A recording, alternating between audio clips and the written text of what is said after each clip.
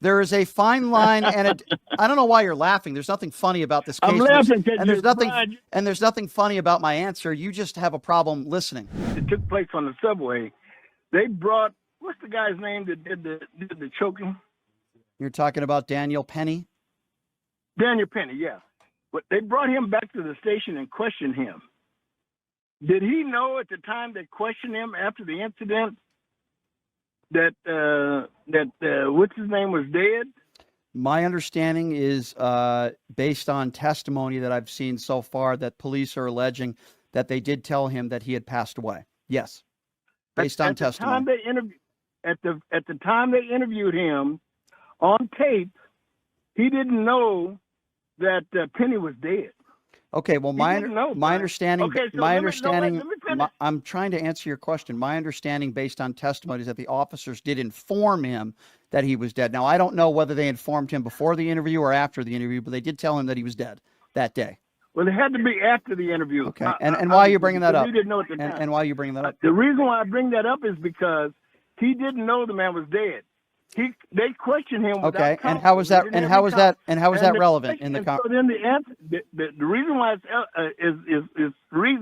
it's important is because they didn't arrest him, Brian. They let him go. Okay. So you're saying that because he didn't. All right. So let's talk about that. Hold on. Let's talk about that. They let him go. Are you aware of a guy by? Are you aware of a guy by the name of Scott Peterson? Are you aware that he? Hold on, no. I'm making the case. I'm making the case for you because what you just said, you sound like an imbecile. Just because officers don't make an arrest right away doesn't mean they don't think that a crime was or was not committed. Your point makes absolutely no sense. They also didn't arrest O.J. Simpson on the scene of the crime right away. They didn't put him in custody. The reason why I bring up Scott Peterson is because they suspected he murdered his wife and unborn child for months, but they didn't make an arrest because they needed to gather more evidence and information. And that's exactly what these investigators did. So if you're trying to make an absurd point that, oh, well, they didn't arrest him right after the interview, so they must have thought he was innocent, is the dumbest thing I've ever heard in my life. There's something called an ongoing investigation where they need more evidence. They need to be able to gather more evidence. They need to be able to interview. They hadn't even finished interviewing all the witnesses on the subway. They hadn't even seen the video yet before they decided to interview him and let him go. So, Herb, your point makes absolutely and positively no sense. It makes a lot of sense because they knew. Did what I just say make not any sense to you? Let me finish, Brian. You want to have a conversation, but yet no, you don't want anybody to talk. Because Brian, you're not addressed what I just said. Brian, they knew Penny was the one that choked him. They didn't have. It wasn't like there was a Herb, I need you to hear me. Herb, I need you to. Herb, they knew he did it. Okay, let Herb. me give you a scenario, and I want you to answer wait. Just hear me out on this. Herb, I'm gonna let you give me a scenario, but wait a second. I need you to listen to me for give me 20 seconds here, okay? Okay, go ahead. Does it make sense that sometimes they need to finish interviewing witnesses, see video, DNA, and continue an investigation before they make a determination whether a crime was committed or not? Do you not understand that? Yes or no? Yes, I do understand. Okay, so now we can finish that part of the conversation because you were making the case that because they didn't arrest him right away after the interview, that somehow he must be innocent. Herb, that's not true. So now that we've established that, go ahead and move on to something else. My question, let me give you a scenario. Let me see how you answer this.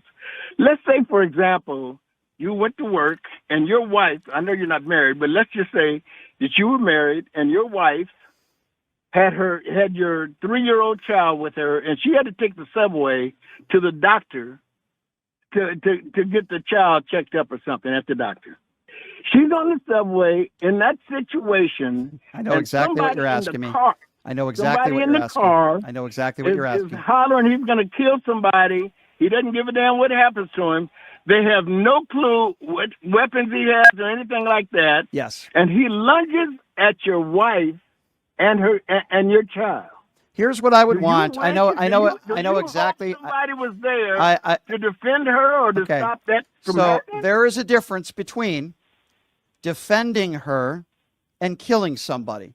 There is a fine line, and I don't know why you're laughing. There's nothing funny about this case. I'm laughing and there's nothing funny about my answer. You just have a problem listening. If anybody in my family was in harm's way where there was screaming and yelling and threats, I wouldn't have a problem with somebody subduing an individual.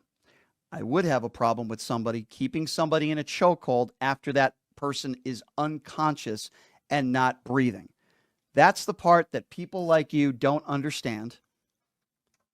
This isn't about defending yourself. It's about killing somebody. When somebody is in a chokehold and they're not breathing, and mark my words, Daniel Penny knew that this man was not breathing. He had training. He knew. This man was motionless for over a minute.